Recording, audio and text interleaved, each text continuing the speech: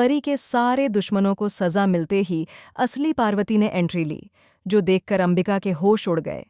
यह पल पूरी तरह से चौंकाने वाला था, क्योंकि अंबिका ने कभी नहीं सोचा था कि उसकी साजिश इतनी जल्दी बेनकाब हो जाएगी। और जैसा कि हमेशा होता है, सच्चाई सामने आने में देर नहीं लगती। नमस्कार दोस्तों, टीवी सीरियल परिणीति के अपकमिंग एपिसोड में आपको एक जबरदस्त मोड़ देखने को मिलेगा। अब संजू के पूरे परिवार को संजू सजा दिलवाना चाहता है, लेकिन इस बार परी उसकी मदद नहीं कर पा रही है।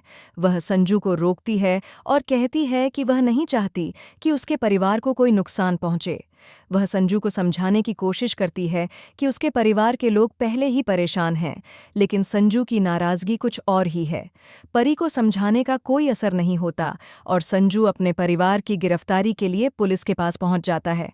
वह सभी के नाम पुलिस को दे देता है और बताता है कि इन लोगों ने मिलकर उसकी पत्नी परी की जान लेने की कोशिश की थी। संजू की बातों से पुलिस चौंक जाती है और वे तुरंत कार्रवाई करने के लिए तैयार हो जाते हैं। लेकिन जैसे ही पुलिस आती है, नीति और बाकी लोग डर के मारे थर-थर कांपने लगते हैं। पुलिस वाले संजू की बातों पर विश्वास कर लेते हैं और कहते हैं कि अब सभी के खिलाफ केस दर्ज हो गया है, तो अब उन्हें जेल जाना होगा।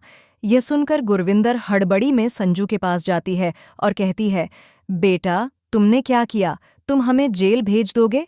संजू का गुस्सा उबाल मारता है और वह कहता है, मेरी पत्नी को जितना आपने जलील किया है, अब तुम्हारे लिए जेल भेजना मुनासिब नहीं होगा, बल्कि तुम्हें तो पहले दिन ही फांसी पर लटका देना चाहिए।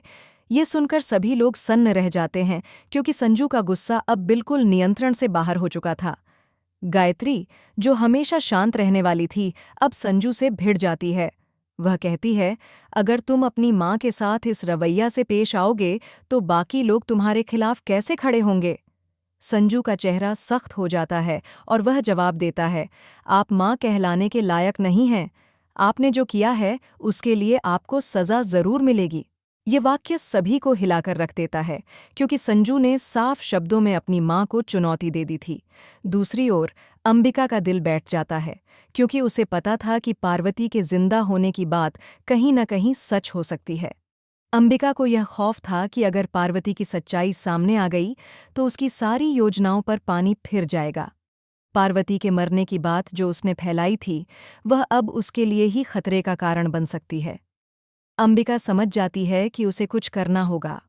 उसे परी को पृथ्वी के खिलाफ भड़काने की जरूरत थी, ताकि पृथ्वी अगर सच्चाई सामने लाए तो परी उसके खिलाफ खड़ी हो जाए। लेकिन जैसे जैसे यह घटनाएं बढ़ती हैं, अंबिका को यह महसूस होने लगता है कि वह अपनी योजनाओं में खुद फंसने वाली है।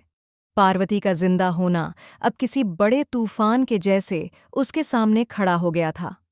अंबिका का खौफ बढ़ता जाता है, क्योंकि उसे यह पता चलता है कि अगर पृथ्वी ने पार्वती के जिंदा होने की सच्चाई खोल दी तो वह बुरी तरह फंस सकती है।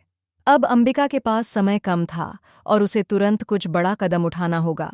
दूसरी तरफ अंधेरे और सुनसान कमरे में एक लड़की बंधी हुई थी, जिसके चेहरे पर बाल पूरी तरह से ढंके हुए थे।